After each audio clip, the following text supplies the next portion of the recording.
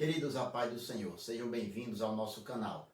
Hoje iremos resumir a lição de número 8. Se você não é inscrito, se inscreva, ative as notificações, curta e compartilhe. A lição 8 tem como título Paulo, o discipulador de vidas. O texto áureo diz: E Paulo, tendo escolhido a Silas, partiu, encomendado pelos irmãos à igreja de Deus, e passou pela Síria e Cilícia, confirmando as igrejas. Está em Atos capítulo 15, versículos 40 e 41. A verdade prática: o discipulado cristão forma discípulos de Cristo para que o imitem, de forma que Deus seja glorificado na sociedade. A leitura bíblica em classe encontra-se em Atos capítulo 2, versículos 42 ao 47, Atos capítulo 20, versículos do 1 ao 4. Nós não iremos ler em virtude de nossa proposta de fazer o resumo. O objetivo geral: revelar a missão integral da igreja no discipulado, pregar e ensinar. O ponto central da lição diz: a missão da igreja é pregar e ensinar. Hoje nós vamos ver uma lição que vai tratar justamente da missão integral da igreja, que é justamente pregar e ensinar, fazer discípulo. Nós fizemos aqui um esquema resumo, sempre acompanhando a proposta da didática da lição, mas existem também outros modelos, e sempre esse esquema fica disponível no final do nosso vídeo. O primeiro ponto: Paulo e o discipulado bíblico. Número 1, o discipulado bíblico. Aqui neste ponto, o comentarista ele aponta um princípio, que é justamente o da ordem da grande comissão. Em Mateus capítulo 28, versículo 19 e 20, diz o texto: Portanto, ide, ensinai todas as nações, batizando-as em nome do Pai, do Filho e do Espírito Santo, ensinando-as a guardar todas as coisas que eu vos tenho mandado, e eis que eu estou convosco todos os dias até a consumação dos séculos. Note, existe uma outra versão que vai dizer: ide, fazei discípulos em todas as nações. Eu particularmente gosto da tradução literal do texto, que o verbo não está no imperativo, dando uma ordem, mas sim no gerúndio, mostrando uma ação continuada.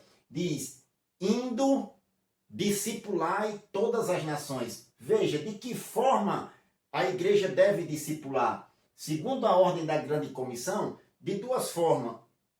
Os dois verbos que vêm logo em seguida: batizando-as em nome do Pai, do Filho e do Espírito Santo, e ensinando-as a guardar todas as coisas que eu vos tenho mandado. Então, fazer discípulo é justamente batizar e ensinar. E o programa de discipulado entra nesse ensino.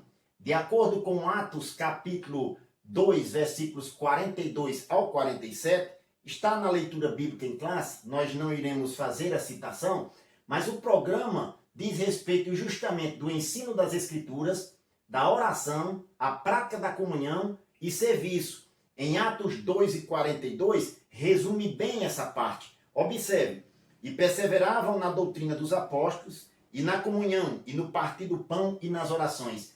Vejam que, de acordo com o princípio bíblico de fazer discípulo, o programa do discipulado seguido pela igreja primitiva era justamente perseverar na doutrina, escritura, o ensino da palavra de Deus, na oração, na prática da comunhão e no serviço. Tudo isso aqui vai mostrar que o discipulado bíblico, Paulo ele seguia, os apóstolos também seguiam. Número 2, Paulo, o discipulador. Paulo ele defendeu o nome de Jesus diante dos judeus. Nós vimos na lição passada que Paulo ele passou 3 anos na Arábia antes do primeiro contato que teve com o apóstolo Pedro. Nessa parte, Paulo ele se preparou para defender o nome de Jesus diante dos judeus. E essa defesa nós vemos muito bem aplicada o texto do Antigo Testamento em suas cartas. O compromisso de Paulo nas cartas era justamente com a doutrina e a prática cristã. Em 1 Coríntios capítulo 11, versículo 1, diz Paulo àquela igreja: sede meus imitadores, como também eu de Cristo. Observe, imitar a Paulo, que Paulo ele fala para aquela igreja, era justamente a prática do seu ensino. E ele dava demonstração de obediência à palavra de Deus através do seu testemunho. E ele fala para aquela igreja, sede meus imitadores como também eu de Cristo. Em Filipenses capítulo 4, versículo 9, ele fala para a igreja de Filipos, o que aprendestes e recebestes e ouviste e vistes em mim, isto fazei, e o Deus de paz será convosco. Observe mais uma vez o verbo fazer, dando a ideia de prática cristã. Paulo, ele não somente ensinava, mas ele dava testemunho, demonstrava através do seu testemunho a prática do seu ensino. E a igreja aprendia isso. O número 3. Se Paulo, ele era discipulador, qual era a sua metodologia?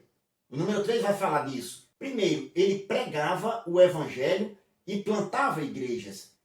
Nós vimos também na lição passada que Paulo, ele plantou igrejas, ele era o fundador de igreja. E primeiro se pregava a palavra para nascer uma igreja ou uma nova igreja. E a partir da pregação da palavra, quando havia conversões, vinha a segunda parte. Era firmar os novos convertidos e deixar ou enviar alguém.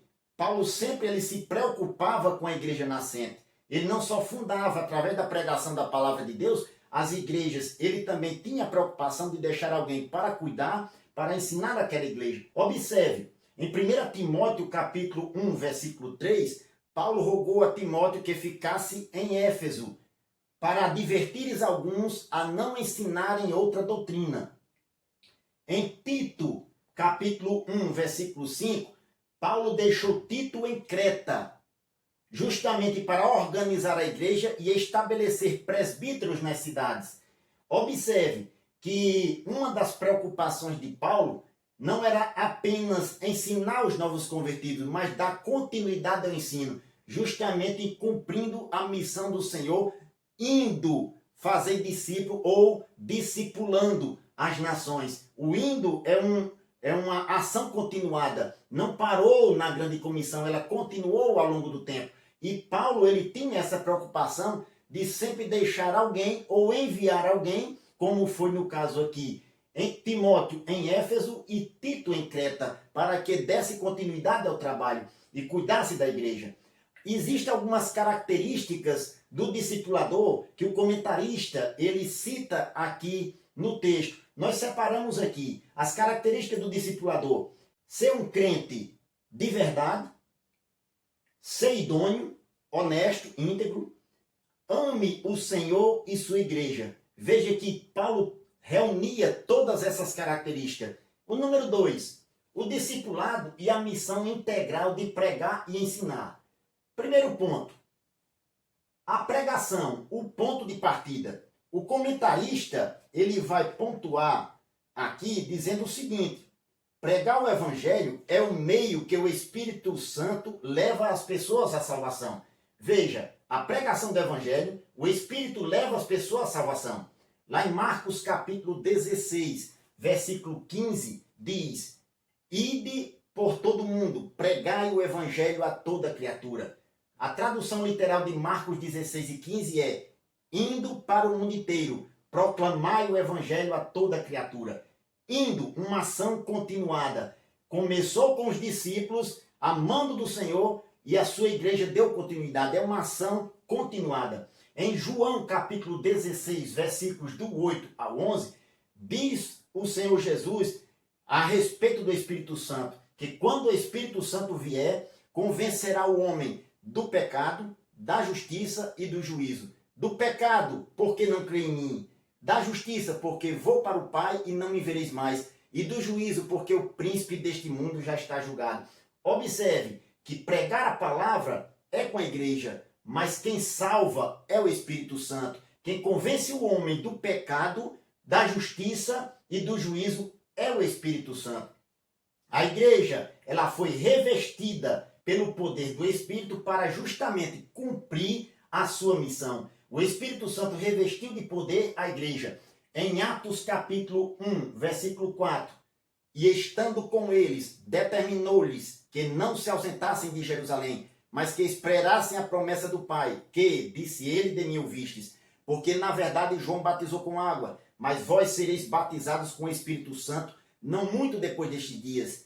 E aqueles que haviam reunido perguntaram-lhe, dizendo, Senhor, restaurarás tu neste tempo o reino de Israel? Disse-lhe Jesus, não vos pertence saber os tempos ou as estações que o Pai estabeleceu pelo seu próprio poder, mas recebereis a virtude do Espírito Santo que há de vir sobre vós, e ser-me-eis testemunhas, tanto em Jerusalém, como em toda a Judéia e Samaria, e até os confins da terra. Note que os discípulos aqui receberam o revestimento do poder justamente por essa promessa que Jesus deixou no dia de Pentecostes. Lá em Atos 2, versículo 4, existe uma expressão que vai ser rotineira ao longo do livro de Atos e é repetida várias vezes, tanto nas experiências coletivas como nas experiências individuais. Ser cheio do Espírito Santo.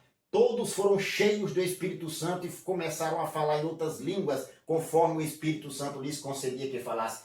O revestimento de poder não ficou somente restrito ao dia de Pentecostes, lá em Atos 2, mas continuou ao longo do livro de Atos. E até hoje, Jesus batiza com o Espírito Santo, reveste de poder para que a igreja pregue, cumpra a sua missão integral de pregar o Evangelho e fazer discípulo em todas as nações. O número 2, o ensino, fazer discípulos. Se a pregação é o ponto de partida, o ensino é a continuidade da pregação. Veja que fazer discípulo, primeiro vem a conversão a Cristo, é a semente da igreja. Cada novo convertido que aceita Cristo como Senhor de sua vida, ele passa ali a ser a semente da igreja, porque a semente ela brota, ela dá fruto e se multiplica. E cada um que aceita Cristo recebe do Senhor a mensagem, a responsabilidade de dar continuidade à obra do Senhor, de pregar e de ensinar. Bendito seja o nome do Senhor. O comentarista ele faz esta aplicação aqui, dessa metáfora, para a igreja. Cada novo convertido é uma semente. Em Atos capítulo 2, versículo 37 ao 41, os ouvintes de Pedro, quando ouviram o seu discurso, lá em Atos 2 e 37, diz o texto, eles compungiram-se em seu coração e perguntaram a Pedro e aos demais apóstolos, que faremos, varões irmãos? Disse-lhe Pedro, arrependei-vos e cada um de vós seja batizados em nome do Senhor Jesus para perdão dos pecados e recebereis o dom do Espírito Santo, porque a promessa vos diz respeito a vós, a vossos filhos, a todos quantos estão longe, tantos quantos Deus nosso Senhor chamar. E com estas e outras palavras, isto testificava e os exortava dizendo, salvai-vos desta geração perversa, de sorte que foram batizados que de bom grado receberam a sua palavra. E naquele dia congregaram-se quase 3.000 almas. A igreja recém-nascida teve também o trabalho de fazer discípulo. Estes cristãos que se converteram na primeira mensagem da igreja, logo na sua inauguração, esses cristãos tiveram que passar pelo discipulado. Em Atos capítulo 2, versículo 42, que é o texto seguinte, está na leitura bíblica em classe, diz o texto que eles perseveravam na doutrina dos apóstolos, na comunhão, no partir do pão e nas orações. E cada alma havia temor, e muitas maravilhas e sinais se faziam pelos apóstolos. Note, cada conversão teve que passar no discipulado, e discipular com a doutrina, conforme lá em Atos capítulo 2, versículo 42. Eles perseveravam na doutrina, no ensino da palavra de Deus. O ponto 3, pregar e ensinar. Essa é a missão integral da igreja. Nós temos essa responsabilidade. No caso da igreja local, pregar a palavra e o ensino bíblico. Nós temos dois locais, ou melhor, duas reuniões específicas para isso. Primeiro, a escola bíblica dominical é o local de ensino da palavra de Deus na igreja. Segundo, os cultos de ensino, ou, como queiram, cultos de doutrina. É onde foge ao caráter cristão. É onde nós aprendemos a imitar a Cristo. É onde nós aprendemos as doutrinas do Senhor, a palavra do Senhor. Na escola dominical, local de ensino da palavra. Nos cultos de ensino ou cultos de doutrina também. É aqui onde nós formamos o nosso caráter cristão e aprendemos, como Paulo, a imitar a Cristo. O ponto 3. Discipulado com pessoas de outras culturas. O número 1, a pregação para os seus irmãos. Aqui nós vemos que, logo no início de Atos dos Apóstolos, a primeira mensagem ou a preocupação inicial dos apóstolos era pregar para os judeus. Nós vemos aqui, por exemplo, os locais onde isso acontecia. A pregação se dava no templo e nas sinagogas. Em Atos capítulo 3, versículos do 1 ao 3, vemos Pedro e João indo à hora da oração, a nona, e na porta formosa do templo, curou pelo poder do Espírito Santo a um paralítico. Em Atos capítulo 6, versículo 9, e o capítulo 7, versículos 51 e 53, nós vemos Estevão pregando na sinagoga dos libertos. E a conversão aos gentios trouxe uma questão interessante, a questão cultural. Em Atos capítulo 6, versículo do 1 ao 6, diz o texto que houve uma murmuração dos gregos contra os hebreus, porque as suas viúvas eram desprezadas no ministério cotidiano.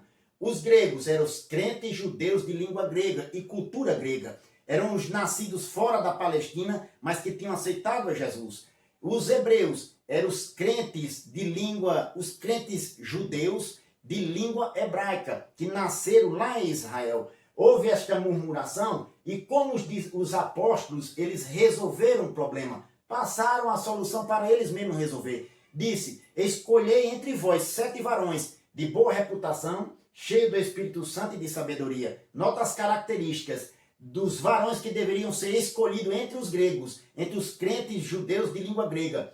Boa reputação, cheio do Espírito Santo e de sabedoria. E a questão foi resolvida. Lá em Atos capítulo 10, versículo 44 ao 48, mostra no capítulo 10, ao longo do capítulo 10, como Pedro ele foi pregar na casa de Cornélio. E antes, Deus se revelar para Cornélio, bem como para Pedro. O Espírito Santo falou com Pedro quando Cornélio mandou 2 varões ir buscar a Pedro, para ele também ouvir, juntamente com sua casa, a mensagem do Senhor, a pregação da palavra. E diz o texto no versículo 20, que o Espírito Santo falou para Pedro, levanta-te, desce e vai com eles, não duvidando, porque eu os mandei. Ali é interessante que o texto mostra que o Espírito Santo usa um pronome pessoal de primeira pessoa para mostrar que ele tem uma personalidade e tem característica. E a sua vontade é revelada ali para Pedro. Foi ele que tinha preparado justamente o ambiente para Pedro chegar e pregar na casa de Cornélio.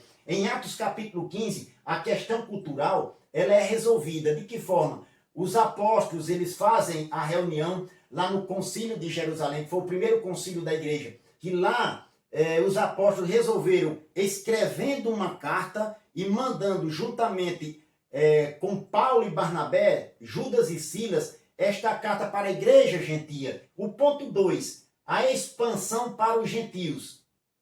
Observe que os gentios eles tinham uma promessa de Cristo dada pelo Senhor lá em Atos 1, verso 8, que nós citamos aqui. No versículo 8, Jesus disse, mas recebereis a virtude do Espírito Santo, que há de vir sobre vós e ser minhas testemunhas, tanto em Jerusalém, como em toda a Judéia e Samaria, e até os confins da terra. Esta expressão, até os confins da terra, era o mundo gentil. E foi justamente a Paulo que Jesus chamou para pregar as nações, para pregar o mundo gentílico. E ele fundou muitas igrejas, em diversas igrejas no mundo gentil. Paulo ele discipulou pessoas oriundas de culturas e costumes religiosos. Observe que as cartas de Paulo é direcionada justamente à igreja, que as igrejas recém-nascidas no mundo gentílico.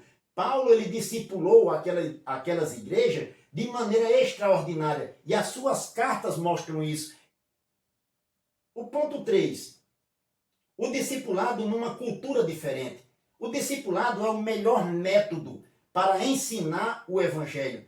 Note que a pregação, o Espírito Santo ele faz a obra na vida do pecador. Quando se prega a palavra, o Espírito Santo é quem convence.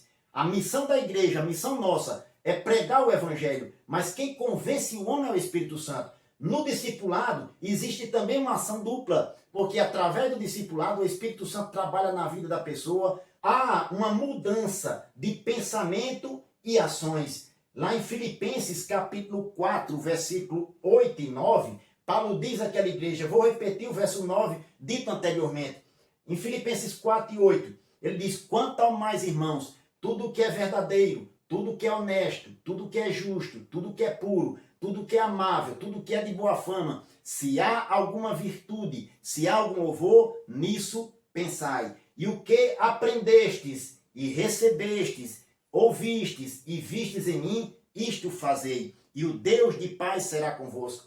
Observe o pensamento e as ações, o fazer. O pensamento, nós devemos pensar coisa boa, é o que diz o versículo 8. Tudo que é verdadeiro, honesto, justo, puro, amável, de boa fama, se há alguma virtude, se há algum louvor, nisso pensai. Devemos pensar coisa boa. E como é que vem um pensamento bom? Através do evangelho, através do discipulado, do ensino da palavra de Deus.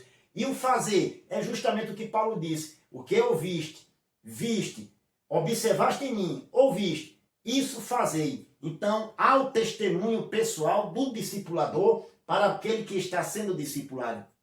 Bendito seja o nome do Senhor.